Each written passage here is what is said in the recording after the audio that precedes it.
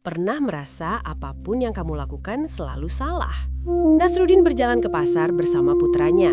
Karena sayang, ia membiarkan putranya duduk di atas keledai, sementara ia sendiri berjalan menuntun. Orang-orang mulai berkomentar. Anak muda, sehat, duduk enak. Ayahnya yang tua justru berjalan. Malu, Nasruddin menyuruh putranya turun. Kini ia yang menunggangi keledai. Namun orang-orang kembali mencela. Tega sekali ayah itu membiarkan anaknya berjalan. Nasruddin lalu mengajak putranya naik bersama. Masih saja salah. Kasihan keledainya, mereka tak berbelas kasihan. Akhirnya Nasruddin turun.